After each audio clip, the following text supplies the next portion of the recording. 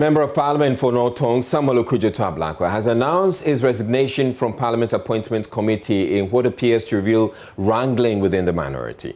The MP did not state his reasons, except to say they are personal and based on principle.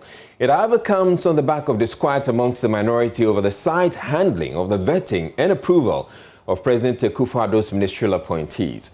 Bolga Central MP Isaac Odongo only Tuesday stated he deliberately stayed away from Parliament on the day Ken Ofori-Attah's appointment as Finance Minister was approved by the House. I did not want to be seen as endorsing somebody that I believe is a scam on Ghana. Ken Ofori-Attah epitomizes all that is wrong with our financial and the economic sector of Ghana. And I'm the last person to endorse such a move. And that is why I wanted the records to show that I'm absent. So I did not even go there to sign. If there's anybody who will put his life on the line to get Ken Ofori-Attah not to be a minister for finance, you can wake me up any day. But it's a collective decision. I disagree with the decision, but I respect the view of the majority. I feel very disappointed with that comment. You cut your losses. He's messed us up to this point in time. And there are very credible people within the MPP who can take the most difficult task of turning our country around. As I speak today, I am telling you that one of his schemes is to collapse at Qatar with a bond, a zero coupon bond. Is that how you carry your cross? If you ask me, you cut your losses and begin the difficult process of rebuilding with 4 years ahead. And we have 4 years of rebuilding that we have lost. But nevertheless, we must do our work. No, Trevor, that's why you decided to abstain. The consensus was reached at committee. Okay. I was not at committee to have the full facts with which they made a decision to go consensus. But having had consensus, you cannot be agitating on the floor.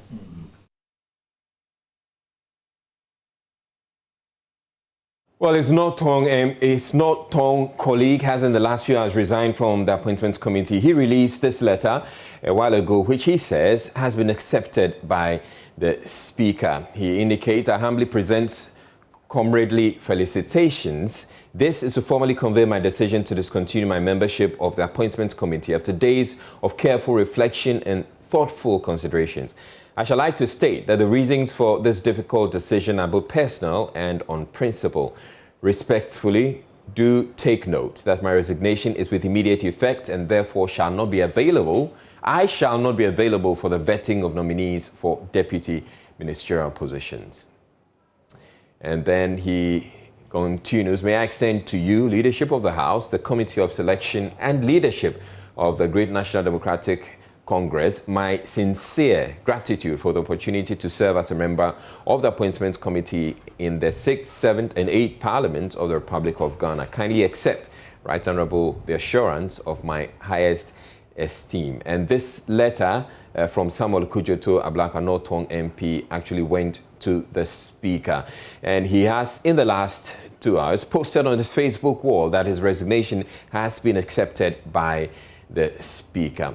So it indicates concluded a fruitful and frank meeting with Right Honourable Speaker Alban Bagbing a while ago. I am enormously grateful to him for accepting my resignation from the Appointments Committee of Parliament. May the good Lord show us mercy and guide our steps in the journey ahead. Now, there have been suggesting the resignation of the North Tongue MP and the frustrations expressed by his Bolga Central colleague is an indication the NDC MPs have lost confidence in their leadership. A former NDC MP for Kumbungu, Ras Mubarak, wants a change at the helm of the leadership.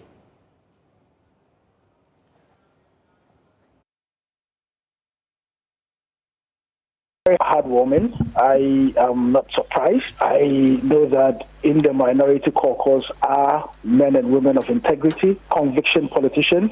And yesterday, I'm sure you heard Odongo distance himself, you know, from the approval. What Ablakwa has done is courageous, and he and the many other conviction politicians amongst the minority caucus have to be celebrated and encouraged.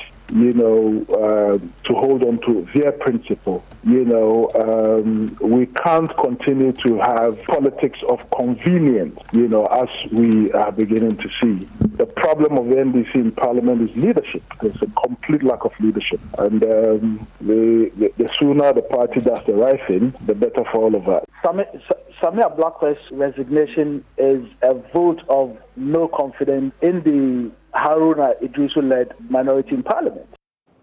Well, the minority leader, Haruna Iddrisu, obviously disagrees that the leadership is at its wit's end and says whatever issues are there will be addressed. We will hear from him in a bit. But there has been some attempt by the leadership of the party to address the issues at a meeting with the Minority Caucus Wednesday. General Secretary of the NDC, Johnson Esiedun-Kettia, spoke with journalists after that meeting and, among others, responded to suggestions that his appointment onto the Parliamentary Service Board has something to do or was a quid pro quo for the approval of Ken Ofori-Atta. Indeed, he stated that the approval of Ken Ofori-Atta had the blessing of the party. He also stated he was yet to receive a copy of the North Tongue MP's resignation from Parliament Appointments Committee. It is the position of the party that if Akufo-Addo wants a lame duck Minister of Finance, let him have him. He's had his Minister of Finance. But that doesn't take away the suffering of the masses. So our MPs will go back and then deal with the situation that affects the daily lives of Ghanaians. And as I've told you, somebody who is having a toothache doesn't care whether Afghanistan is being bombed elsewhere or so on. There are certain things that are considered extraneous to the average, grassroots person who cannot find where his next meal is coming from. He's not too worried about who gets approved where. So I get a sense that the approval was taken by the party. Yes. It was a party decision. Yes, a party decision. To approve Ken Ofori-Atta. Yes. It was a party decision. I see, but some of your members in Parliament are upset about the decision. In fact, today, Ablakwa has resigned from being a member of the appointment committee. I don't know. How is the party taking that? I haven't heard about his resignation. I don't have any copy about his resignation. Have you received a letter of resignation? I'm unable to comment on letters I haven't read. So you know my style. If I read the document and you want me to comment on it, I will do. But I will be surprised if it is coming out of Ken Ofori-Atta's approval. It shouldn't be coming out of Ken Ofori-Atta's. Because we do understand that they demanded some further information from Ken, so the approval they offered was conditional. If he's able to provide it, then they can approve him. Ken didn't do that, and so they decided not to approve him. But unfortunately, I am saying that there was a party decision that let President Akufo-Addo have his finance minister, and that has been achieved. So what is all this about? Details about who agreed or who didn't agree. The point is that this was a party decision. It has been implemented, and that's all. That's the end of the story. Minority Leader Haruna Iddrisu has also denied suggestions that appointment of the NDC General Secretary Johnson Esiedun-Kettia as a member of the Parliamentary Service Board was in lieu of Ken Ofori-Atta's approval as Finance Minister. At a media briefing in Parliament Wednesday, he also reacted to calls for his resignation. The NDC General Secretary into the Parliamentary Service Board, true? Oh, absolutely not. The discussion for the determination of members of the Parliamentary Service Board long ensued even before Ken was nominated as Minister Designate for Finance. I had a discussion with the Speaker a day after his election, and it was my view that he allows the two leaders to nominate one person to the board. The Honorable Osei Mensa brought in Honorable Abraham Osei Edu. Then I also said Honorable Esiedun-Kettia, because they are all former members of Parliament. It has practically nothing, just the usual viciousness, malicious, despicable lies to tie the two together. This was 2 days after Honorable Alban Bagbin was elected. We're in a discussion as to the composition of the board. What held it on was for me and the Honorable Osei Mensa to discuss further about what all of you have missed. how do we get a woman onto the board? That was our concern. What held it up was about whether all of us were bringing in male. So there is no relationship. The Honorable Asedu Nketia is as qualified as any Ghanaian to serve on that board. The Honorable Hakma Uswa Jiman chaired the MPP Council of Elders, and he was on the Parliamentary Service Board in the 7th Parliament. What we should pray is for them to bring their expertise to build a responsible, accountable parliament and not allow partisan excesses into the work and operation of parliament. I trust he would be able to do that. And then I should say that the Honorable Oseiche Mensah expressed concern that Haruna Asedu is General Secretary of a political party. So I tapped him and said, leader, but Hackman too was chairman of your Council of Elders, and we laughed over it. So there's no relationship. It's just the delay in announcing it. If you want, check from the Secretariat. The memo for it was prepared. Even if you go back to the other paper, you will recall that long ago it was advertised. So we needed to discuss the manner of the advice. So I again discussed with the Honorable Majority Leader and Leader of Government Business that can't we do it as we did when the President wrote to us on the Council of State? The two of us should concur, have a definite position, and concur that to the Speaker. So it is not true that Honorable Asedu Nketia has anything to do with the approval of Ken Ofori-Atta. At the appropriate time, many of you, you know me. Have you ever seen me retract my words publicly? Hardly. You know why? There is a hadith of the Prophet I have always used to guide me. I don't comment on doubtful matters. I comment on what I know. You know, the hadith of the Prophet said that the forbidden is known, the unforbidden is known. Between them are doubtful matters. Avoid doubtful matters. You see, you are questioning me about doubtful matters. I'm keeping away from them because they are doubtful matters. But time and truth. You've heard my famous quote, God cannot be for and against the same matter at the same time. God has choices, and God makes choices. Time will make choices. As for undermine, I have survived it. I will survive it. But it's only natural. I hear people getting worried about whether Haruna wants to run for high office or not. Some of you have even decided to go and produce a 3-piece suit for me. I've never worn a 3-piece suit in my life. Neither have I owned that particular grain tie. So now, regarding calls for the leadership of the minority to resign, we've been speaking with the constituents of Asawase MP, Minority Chief Whip Muntaka Mubarak.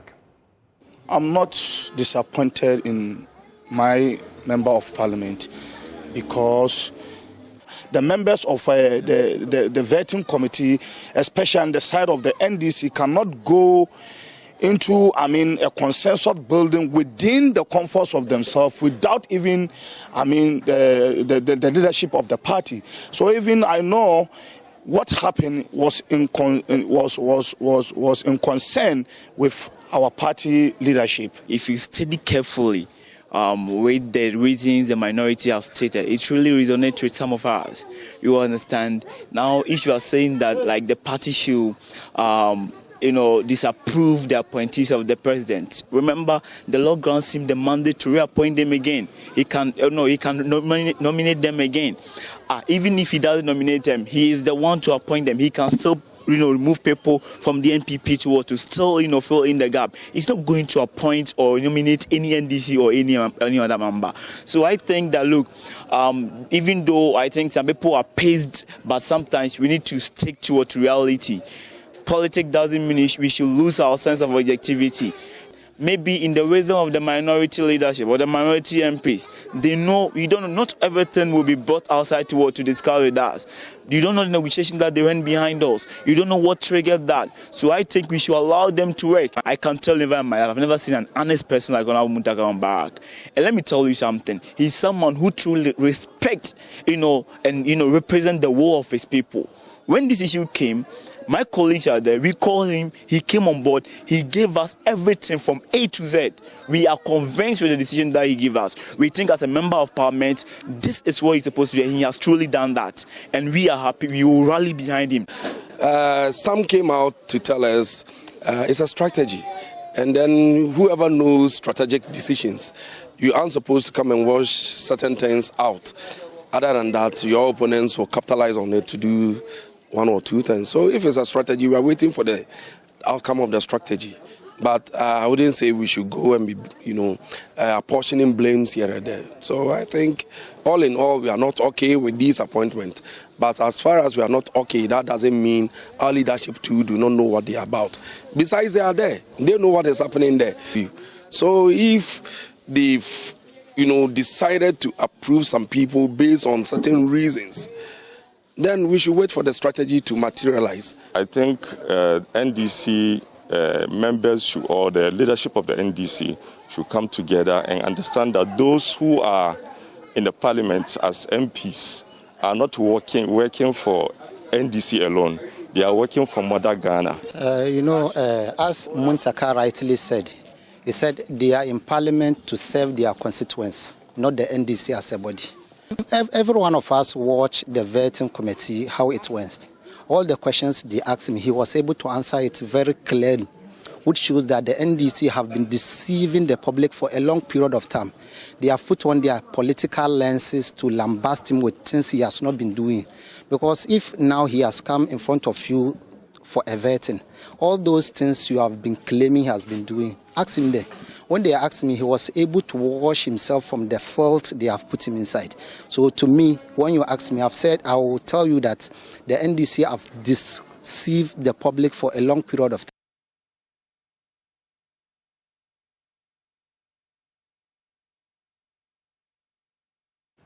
Well, the Minority Chief Whip has been reacting to the development in the last few hours or today, as well as calls on him to resign, and we'll be bringing you that soundbite. But dismissed former Central Regional Chairman of the National Democratic Congress, Alote Jacob, says the resignation of Okudjeto Ablakwa from the Appointment Committee in Parliament shows clear confusion among minority members of Parliament. He says hard balls are being pressed in Parliament as the President is fully in charge to ensure that all his appointees sail through.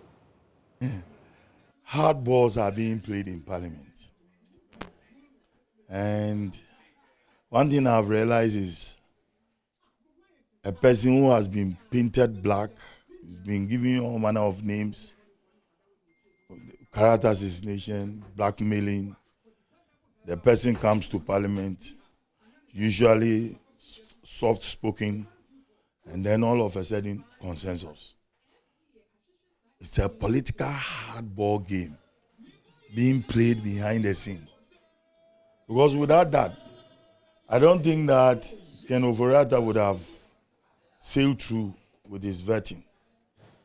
I sincerely believe that the president is in full charge. And that is why all his appointees are being endorsed in Parliament. It's a hardball game. Then all of a sudden, somebody resigns from his position as a member of Appointments Committee. Then Ken is approved. Ken Ofori-Atta is approved. The next, you have a general secretary of a political party being appointed a member of the Parliamentary Service Board. It's a hardball game played by mature people. And it ends up where you can smell the president in it, that his government will have to be successful for the next 4 years, because he asked for 4 more years to do more. And doing more is making sure that all his appointees sails through, and it's been done. That is how I see it. What do you think the minority should be doing going forward? Well, there seems to be, would I say chaos? I wouldn't say that. But maybe that is the thinking of some people, that there seems to be some kind of mixed feelings from the grassroots vis-a-vis the determination of the leadership in the minority to ensure that our governance system progresses. And that's how I see it. And about my resigning and being sacked from NDC, well, I will leave that to the public to judge. But I enjoy being a social commentator. Now let's return to the Minority Chief Whip regarding calls for the leadership of the minority to resign. We've been speaking with him exclusively, and Muntaka Mubarak has been speaking with Evan Smith. Our front is solid. The caucus is solid. Obviously, in the group, we have all these group dynamics. Challenges come. And I always tell people that, if we run a caucus and there are no challenges, then we are not making progress. But each time you want to experiment things, you want to do things that are new, that are different, you should expect sometimes some of them may not go right, some may go excellent. All of them put together defines the leadership. And I think that if you take it from 6th of January to date, on a scale, I don't think anybody will say we've done badly. I think that we've done fairly well. Yes, we have these challenges that almost threaten the unity in the caucus, within the party.